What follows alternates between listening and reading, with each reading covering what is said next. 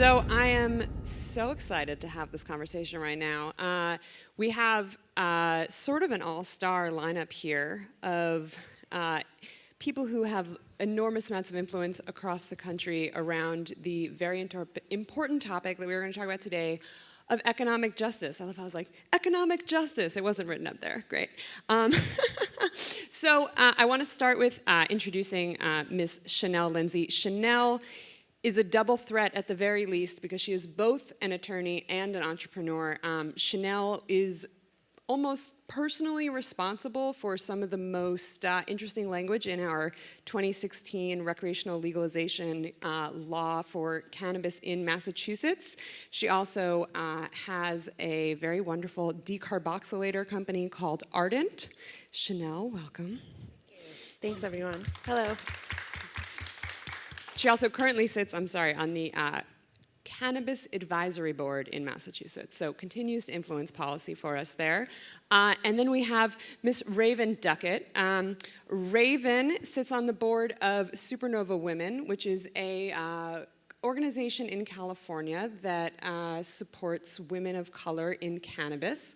And Raeven is going to help us. So we have Chanelle talking, right, all this experience on the policy side, and Raeven is an equity, well, do we still call you applicant? Because now you've License holder. An equity license holder in Oakland, California for her business Community Gardens.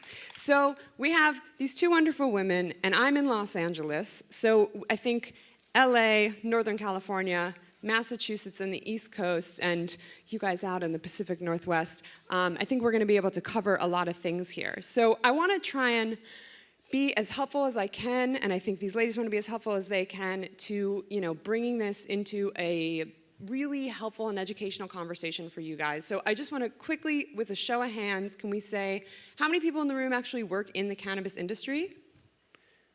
All right, great. So now we know what we're looking at. And do we have anyone who works on the political side of things? Ooh, lovely, lovely, lovely. All right, so let's get this started. Economic justice, also known often in cannabis as social equity, right? I think everyone understands at this point why we're having this conversation, right? Oh my goodness, I hope so. I don't know if that's true, but okay.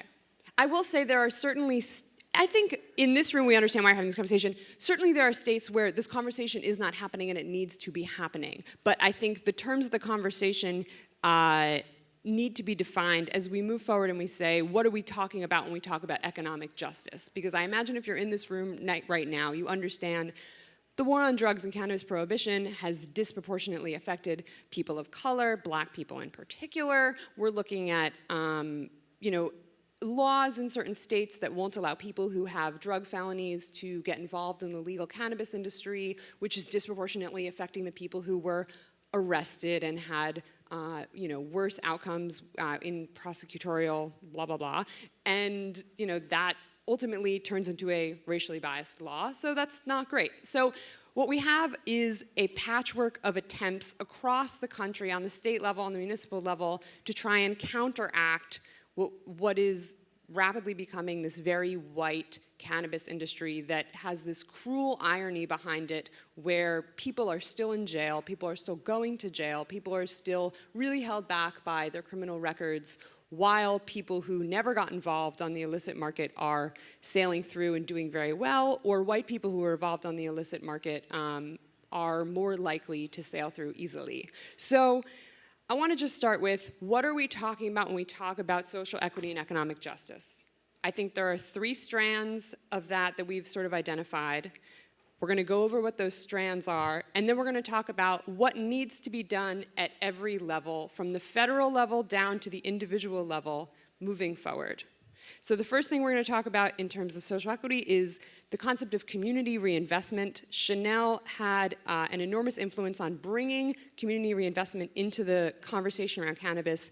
I wanted to know if you could define that for us and tell us a little bit about what is community reinvestment as it relates to economic justice in cannabis. Absolutely. And thanks, Amanda. That was a great recap of like why we're here and why we're talking about these things, because I think a lot of times when people think about equity, they often think of equality. Generally, like that we think about as we're pushing for in just regular industries. And oftentimes, especially by the time it gets to the legislative space, right, where people are often far removed from the actual cannabis community and things that happen within it, the idea and notion and understanding of the fact of the very specific and unique kind of harm that exists in our society because of cannabis prohibition and the racial tinge to that, the economic tinge to that, that we really need to be specific when we're writing cannabis legislation to fix that. And I think that's what we're talking about when we're talking about equity in cannabis, and it is a little bit and very different than kind of the natural equity we're talking about when we're talking about gender equity or other things. And there's absolutely intersectionality, right? We should be never forgetting about those other pieces, but it really is a specific piece when you're talking about those communities that have been harmed and the generational harm that exists within our communities and our families because of prohibition and all the attendant harms that have come with that.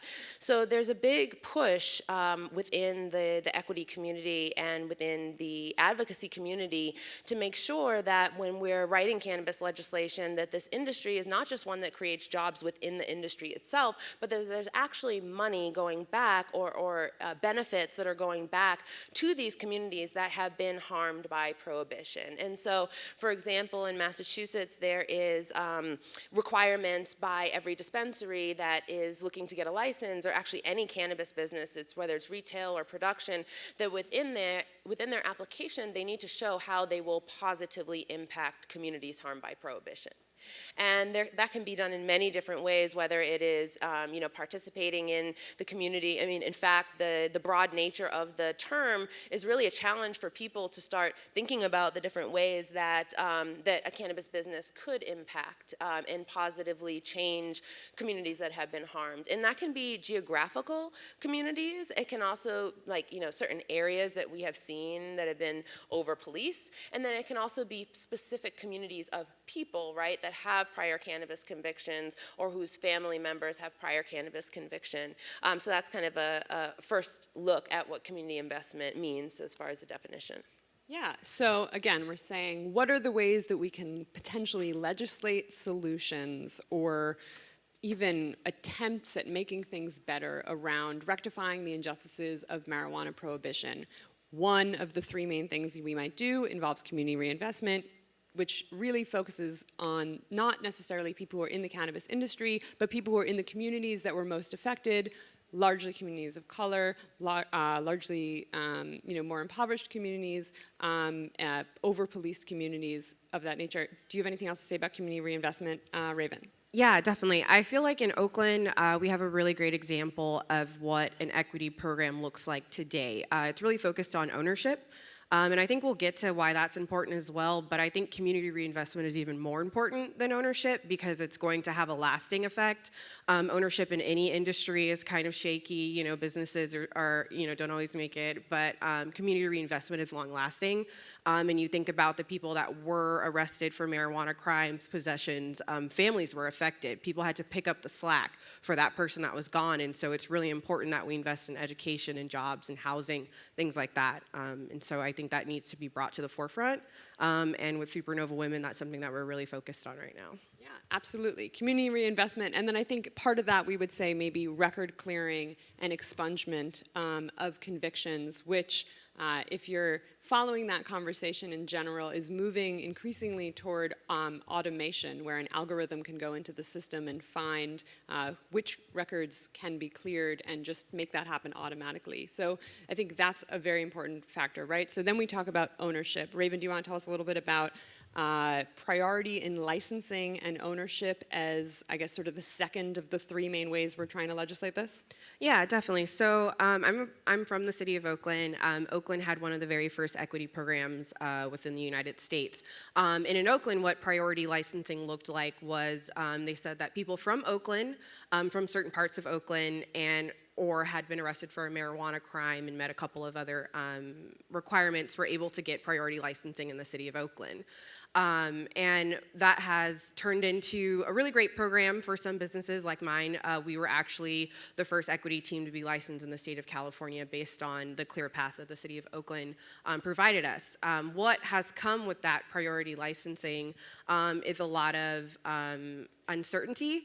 In California, the industry is really precarious right now, and while Oakland has created a program that has given licenses to a lot of people from the city of Oakland and provided an opportunity to a lot of those people, we're kind of at a place right now where it's like, how do we build those businesses so that they're able to last? And it's not just a lot of good feelings right now, because there are a lot of owners right now, but it's like, what are we doing to build the industry for the future? Right. Okay, so how are we legislating economic justice? We've got community reinvestment, where we use tax dollars to try and go back into the communities that were most affected by the war on drugs. We've got priority in licensing, who's going to actually own these cannabis businesses. And now we're going to talk about third strand related to the ownership of the businesses, and what Raeven was just saying about how we help these businesses to succeed is something called incubation. Raeven, will you tell us a little bit about what it means within the equity context and the economic justice context for cannabis social equity incubation? Yeah, of course. So in Oakland, the other side of Oakland saying, okay, people from Oakland will get priority licensing in the city, they also opened it up to businesses willing to incubate those equity businesses. So for example, our business, we have a license for delivery, we have a license for distribution, and we have 2 separate equity partners. What they offer to us is space. So one of the biggest barriers to entry was actually affording a place to operate, especially in Oakland. In certain places, you need to be in a certain green zone, is what we call it. So they saw that was one of the big barriers, and so that is provided to us for 3 years at no cost, as well as security. And so that's what incubation looks like in Oakland at the bare level. I would say that my relationships with my incubators have gone above and beyond that.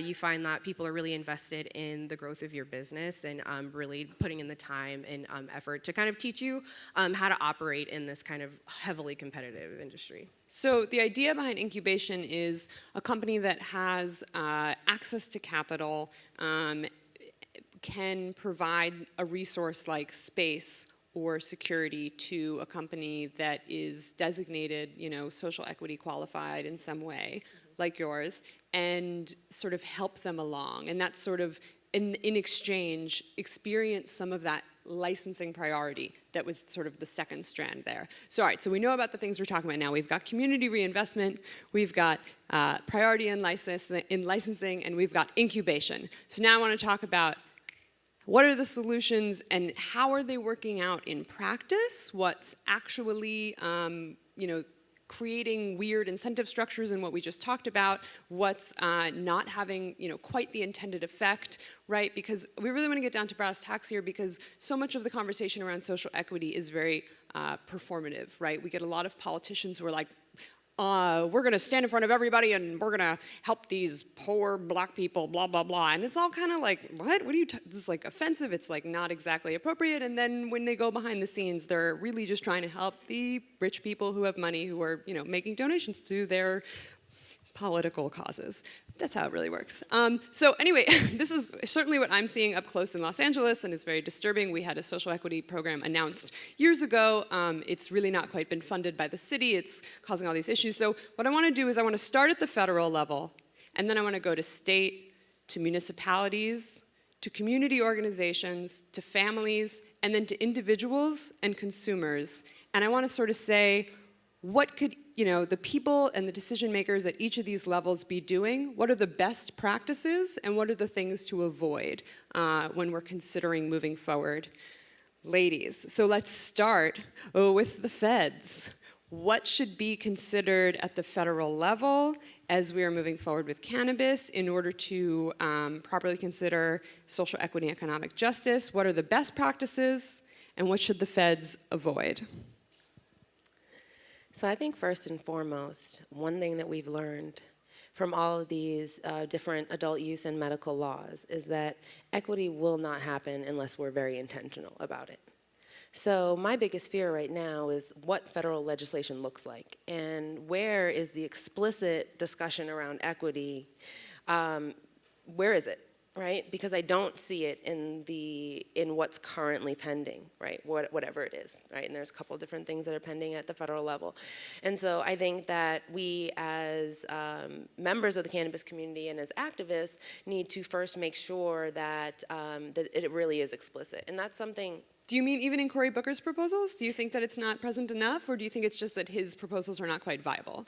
Yeah, so I think I'm mostly talking about the States Act. Right. Right. I don't feel that there is any clear messaging there, and I feel like that's what everybody has really been focusing on lately. For sure, and in case you haven't been following federal stuff in a lot of detail, the States Act is probably the legislation that's most likely to pass this year, which would probably at the least clear up banking and 280E tax issues, and really just that. And that's the lore, right? It's like the siren song of banking and tax relief. And those are the sexy things. Yes, that and I love. that's what everybody feels like we need. So it's kind of like we saw, you know, in pushing for different pieces. It's like, well, let's just get this because we really need it, and then we'll figure out the equity later. But that never happens, right?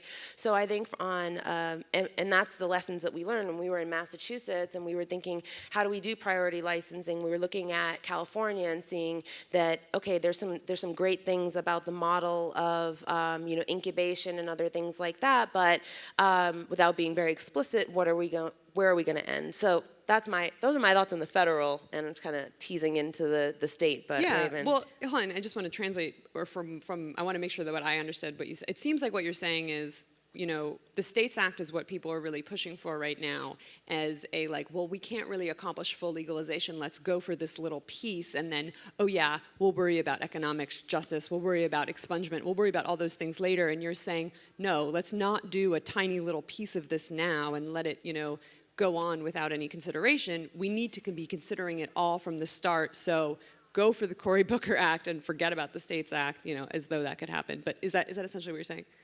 Yeah, absolutely. Okay, great, thank you. Raeven, what do you think? Federal, best practices, things to avoid, what's going on?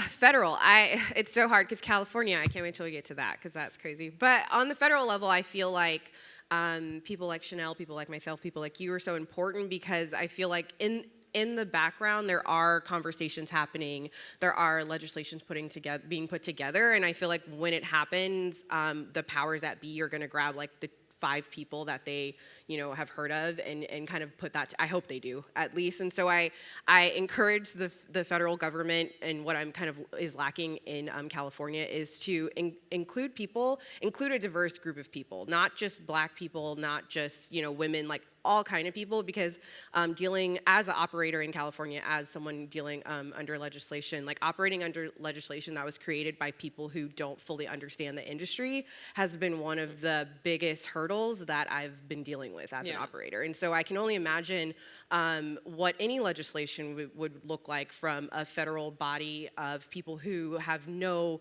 concept of what we're dealing with at a ground level. Right. And so I just would encourage them to look around, because people are not hard to find who can provide really good input. Right. So consult stakeholders is, I think, that best practice right there. And I think, you know, before we move on to the state level, I would also say, you know, I think taxes is probably going to be the biggest problem on the federal level, especially from an economic justice standpoint. You know, the federal government is actually, I mean, I think as you guys all know, making much more money from cannabis being state legal, federally illegal, than they would if it was federally legal, because 280E provides a really, truly enormous tax stream for the federal government. And so, you know, I've heard people saying on the federal level, like, well, the federal government is going to need to be made whole on this, right? Like, they can't lose money through federal legalization, which means they're going to need to be making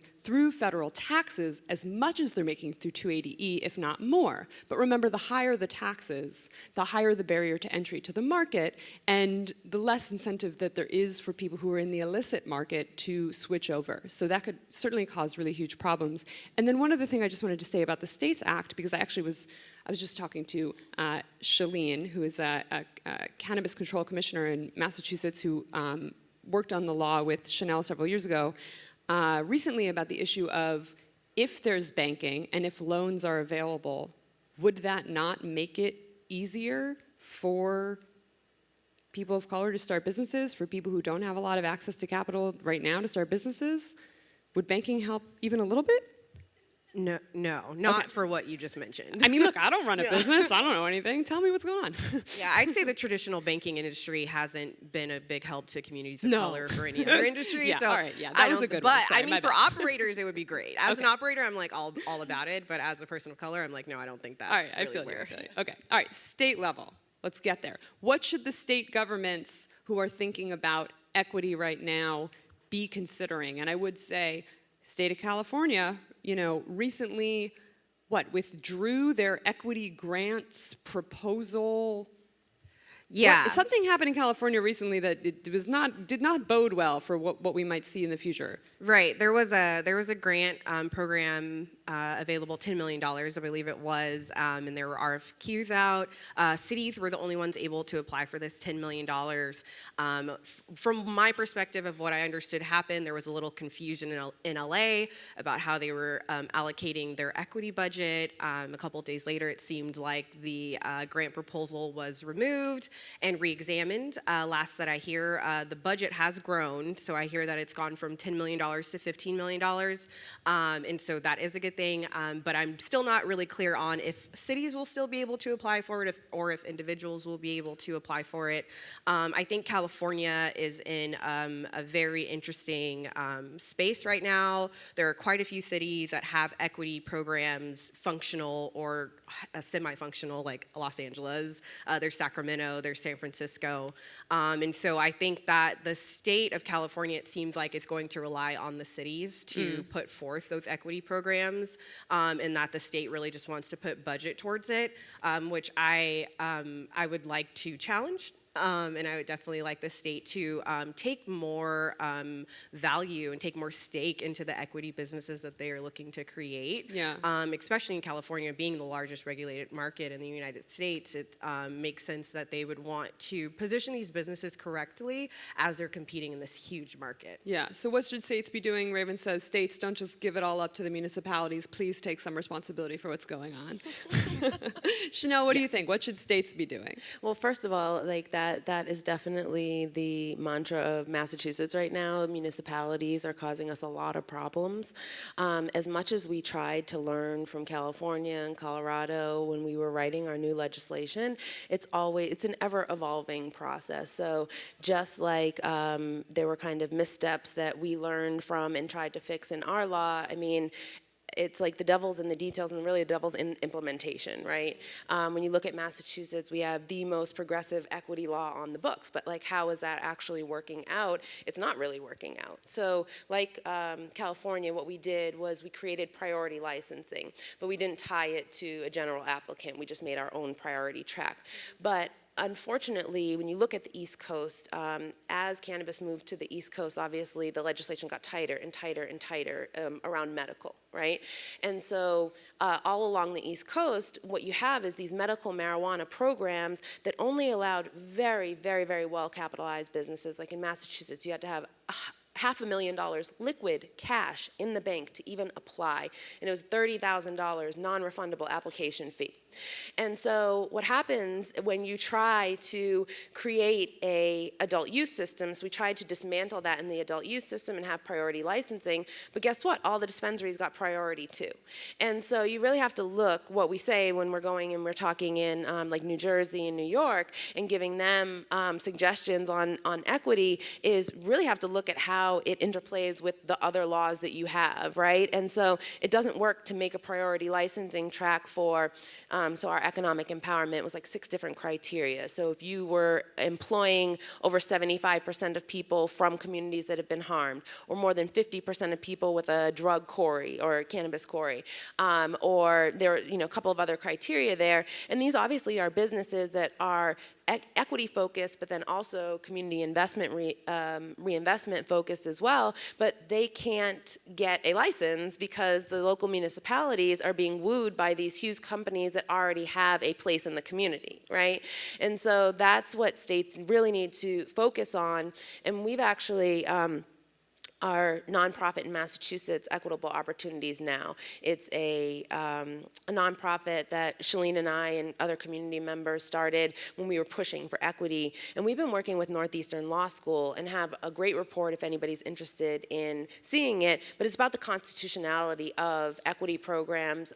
In Massachusetts, our equity programs are focused on economic empowerment, but also craft cooperatives, small businesses, women-owned businesses as well, because we're just being completely crushed with these big companies coming in. So just be aggressive. That's what states need to do. They need to be really aggressive. Stop worrying about whether or not people, whether or not they think it's going to be too much, because we've seen even when it's very aggressive, it's still not enough. Yeah. And I'm hearing two really interesting things that you're saying right now, right? So first of all, and I think this is a state level thing, but it's also municipal, and it's something we just need to look at. When you're going into an adult use market, you can't, be giving such priority to the existing medical licensees, because it is more likely than not that those licensees are representing institutional capital and have not needed to suffer through a gray market situation where they've experienced disproportionate enforcement. You're really looking at, if you want to care about economic justice, you can't look only to the existing medical licensees. I think that's a really interesting point. And it also sounds like you're saying that we should decouple priority licensing from incubation or the attachment to a bigger company that's getting that priority licensing boost by having a social equity partner. Is that, are you sort of saying priority licensing without the incubation, maybe that's how we got to do it? Well, we heard a ton of reports coming out of California that, guess what, that a lot of the equity applicants weren't getting the services they were promised, they weren't getting space, they weren't getting anything, and their general partners still got the benefit of being on the marketplace and being open. And another thing that I think is interesting is that even like more developed markets like Oregon still have the opportunity to really make and break ground when it comes to equity, right? The legislation that just passed here about exporting cannabis to the rest of the country. Well, guess what? Now all of the rest of the country's equity problems and concerns become part of what the conversation is here in Oregon. And I know that there are activists working here in Oregon very hard to bring those equity issues to light. And I think that there's an opportunity for us to work together on that. And it kind of goes back up to the federal level, right? Because if we can, across the country, find common ground, we can work against these kind of larger forces that are coming and threatening our culture and our community, really. Yeah, no, and I think, I think it's important to keep in mind that Raeven is something of a unicorn, I think, in having a very, first of all, in your beauty, but also, in your functional equity partner relationship. Well, yeah, because I'd say being in Oakland, so my incubators are Kiva Confections and Jetty Extracts, which are two of the biggest producers in the state of California. And so I was a unicorn in the fact that I was able to make the connections and meet them. My professional background, I come from tech, so I come from a space where I'm kind of used to like networking and doing these kind of things, and that's what I'm talking about. Like when you're creating equity programs and when we take a step back and think about economic justice, it's like legit everyone doesn't have the skills to build a business in this industry, and that doesn't make them good or bad, but it shouldn't be the determining factor of if they get to benefit from this new industry. And so I think that in Oakland, my incubators were able to see like the future of like, okay, if this business does good, if they look good, then we look good too, and we can all do this together. But that was just an implication. It wasn't a requirement. And kind of how I'm feeling about the state, and as we get to the city, I know it's coming, it's really about taking ownership of your equity applicants, because at the end of the day, these are businesses that we're partnering with. They're not charity organizations, they're not cities, right. So it's like, this is a business relationship, and it's like we should have the good feelings and stuff like that, but it shouldn't need to come from another business. It should come from our state, or it should come from our city. And I would say incubation creates a very bizarre dynamic. I hear, white business owners like complaining in this very strange way about like literally, oh, my equity applicant didn't even say thank you. I was like, what's happening right now? Like, this is not appropriate. Like, it's creating, not quite forcing, but creating an incentive structure for business partnerships. And, so much of cannabis is figuring out how to work through the loophole. And so as soon as these equity programs get set up, and as soon as these incubation business partnership incentive structures get set up, you see people looking for the loophole. You see people looking to put a person of color out in front to make it seem like they're running the business when they're not. Ownership gets very complicated. And then it almost makes me think, I mean, Raeven, do you feel like you still think incubation is generally a good idea and is a best practice that other municipalities should be looking to? I wouldn't say it's a best practice. I feel like it is an option, and I feel like should there have been, or could there have been more like kind of guidelines and rules and things, like legit Oakland just said space and security. Right. So that was kind of it. So it could Right. have said a lot more, and they're coming around, but no. There's a not lot of best shady stuff. practice. And so I think, going back to the three we talked about earlier, community reinvestment, priority and licensing, incubation, I think the first two we think generally all on stage are more important than the third. Yeah, and I wanted to, I would take priority licensing even further and talk about exclusivity in licensing, right? Exclusivity. And that's something that, that's something that we've been pushing for in Massachusetts and pretty successful at getting. And it often brings up those constitutional issues, though. As soon as you start saying exclusivity, big companies start saying, why are you discriminating against me? And that's why we started working with Northeastern Law School, because when you're talking about using criteria like employing a certain number of people from certain areas, right? Employing people with prior cannabis convictions, small businesses, those type of criteria don't tread on anybody's civil rights. They don't exclude certain groups. The only groups they exclude are the dominant economic groups, right? And fortunately, that isn't unconstitutional, right?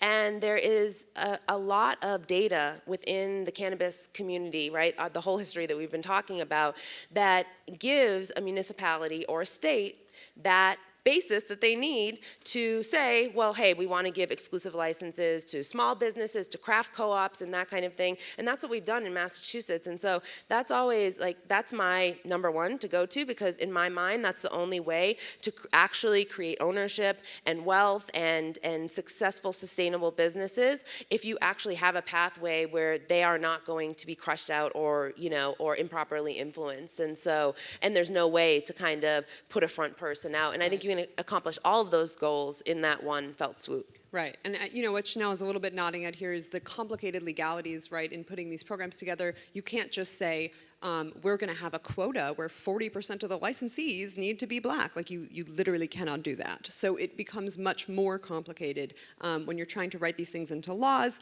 I would also note that it becomes, one thing that we're dealing with in Los Angeles when you're trying to legislate this in a appropriate way. So the census measures Latinx, Latino, brown folks in a different way from how crime data measures them, right? So we have this population of people in Los Angeles, right? We have a huge Latinx population. On the census, it shows you, measured in a certain way. In crime data, you just sort of get slotted into like one of 4 different boxes, and there's no way to sort of reconcile them in an appropriate way to show over-policing, and it's partly to do with people who are Latinx, who have very light-colored skin, and it's like this very weird, suddenly we're in this like conversation about colorism, and, it doesn't, the numbers don't all fit together nicely. I don't think I'm explaining this very eloquently, but I would just say, it's not the easiest thing to legislate. It definitely isn't, and I think that when you look at different areas of the country too, there are different communities impacted in different areas just based on the population. And so, if you're looking at people who have been impacted, you're looking at requirements that hit everybody in the same way, then you're going to meet those same goals no matter what the demographic looks like. Right. So I think that leads right into municipalities, because I think what we've said really here is municipalities should have less power, maybe, and what should be happening at the municipal That's level. blasphemy in Massachusetts. If you want to say municipalities should It's have less blasphemy. power. I mean, Yeah, it's blasphemy California too. everywhere, I but was it's also nervous. Like, I don't well, know. okay, I'm no, just I mean kidding. not like municipalities should have less power in the No, world, I but just agree. like in the conversation of economic justice, what we've found is when municipalities have more power, are they able to really accomplish good things? It seems like maybe we think states are better, and I don't know. What do you guys think? Sometimes it feels like a kind of like a passing the buck kind of thing, you know, from the federal to the state to the municipality to the cities, and so I feel like municipalities have, I think they should have power because they have the one of the easiest access to the communities, to the actual business owners, and they have the opportunity to understand the needs of their people better than someone at a federal level could. I feel like what we were just talking about is kind of what I feel like we're experiencing in California is legislators are just kind of putting forth legislation and set it and forget it. You know, like, okay, well, all the licenses in Oakland, there's an equity program. All right, we did it. Like, let's talk about something else. You know, and it's not that kind of solution that's going to work. It has to be a whole plan. It has to be kind of like a whole program. And so I feel like municipalities are actually in the best position to put together a really comprehensive program that benefits that, you know, community in the best way. But I don't think the municipalities have been doing that quite yet. Yeah. So I would encourage them to. Yeah.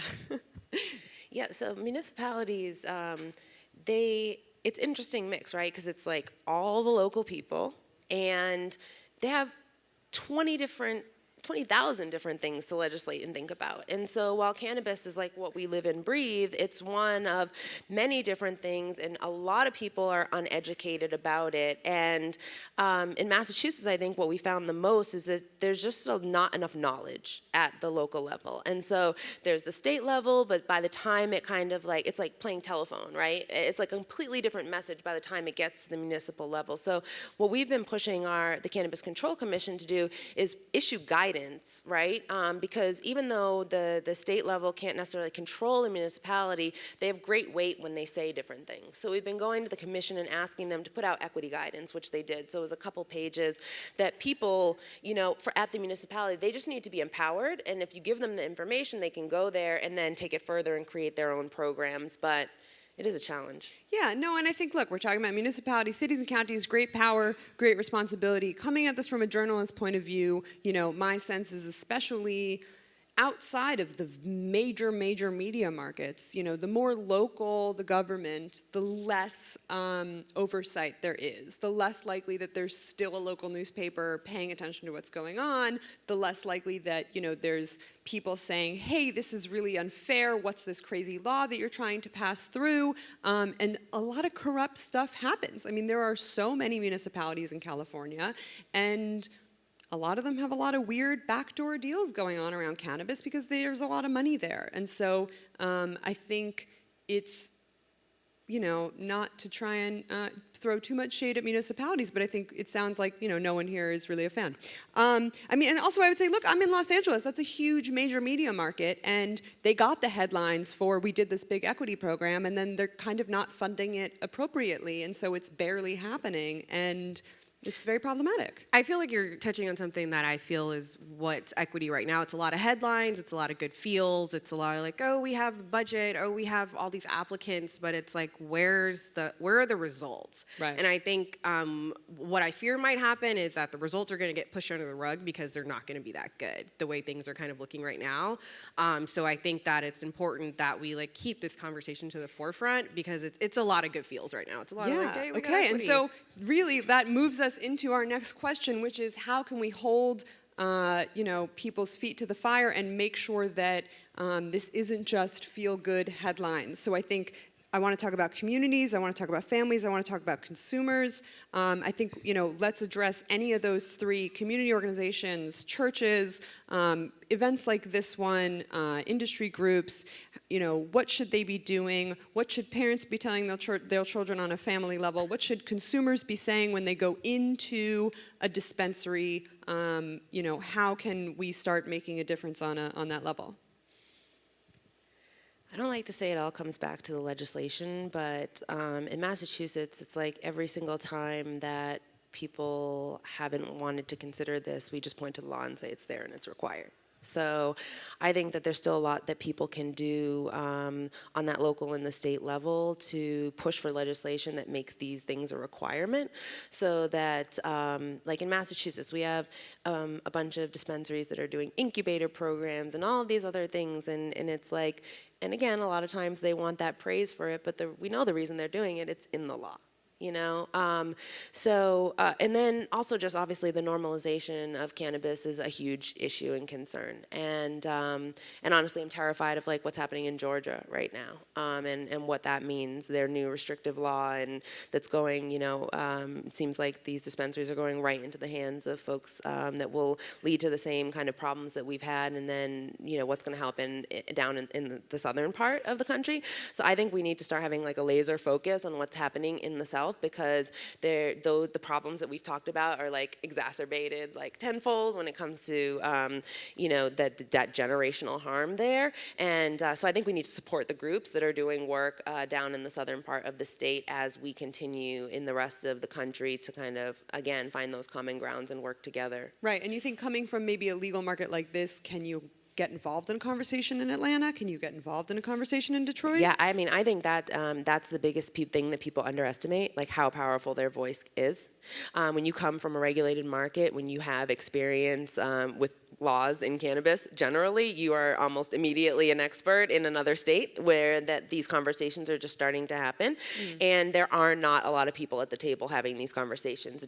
There aren't. So this is not, final yet. This is a show-up situation. 100%. Yeah. Raeven, Yeah, and then I think as people in this room, we saw a lot of people are already in the cannabis industry here. I'm coming from California, where it's like our ball's rolling, our equity programs are live, we have big money in California, and so I think as producers, as consumers, just working and supporting companies that support what you believe in.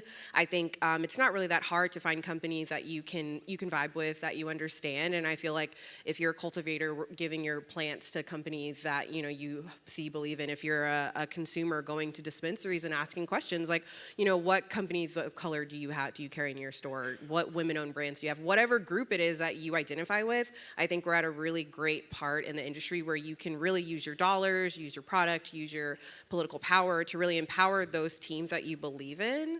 And like Chanelle saying, your voice is so powerful as, a producer, as a consumer, all those kind of things. And so I think it's just being vocal, asking questions. Normalization is a big thing. Part of the criminalization of cannabis with all these lies that people are really still carrying around. In Oakland, we go to churches, we go to senior centers and talk with a lot of people about the benefits of cannabis, and you'd be surprised at how many people are still in that reefer madness kind of mantra. And so it's just being able to have those conversations, being able to find those brands, find those companies that you can support, because we're at the onset of this huge industry. Yeah, no, and I think as much as Chanelle was, I think let's put the focus on Georgia. I think also things in Michigan are moving in a sort of alarming direction, right? We've seen a really enormous cannabis market in the city of Detroit. The city of Detroit is like 85% black. When they developed the laws in Michigan, there was absolutely no conversation around equity. There are these entire markets where it really matters, and it's not being focused on at all. And so I think your voice as a member of the cannabis industry going into places like this and talking about these issues can, really do something there. And are there specific organizations or, smaller and really focused things that either of you might want to shout out in terms of, if you've just got the dollars, go here. If you've got the time, maybe look at this website. A couple of final thoughts from you guys? Well, you guys can definitely check out Supernova Women. We are on Instagram, online. We are all about getting more women of color in the cannabis industry. So we have our Instagram is very live, our website's very live. You can kind of go on there and figure out what companies we support, what companies we believe in. Yeah. And I'd shout out Equitable Opportunities Now. We're working in Massachusetts and Rhode Island and across the East Coast to push equity forward. And the Minority Cannabis Business Association, I think that's a real national push and effort that both of our individual groups work along with and support to bring these issues to the forefront. And like Raeven mentioned, there are so many producers and product owners and dispensary owners that you can support and buy from, and hopefully we'll be more and more vocal over these next years. Amazing. So I hope we've given you a vocabulary to move forward and advance these conversations in your own communities. Thank you, ladies, so much for flying in to be here. This was really lovely. Thanks.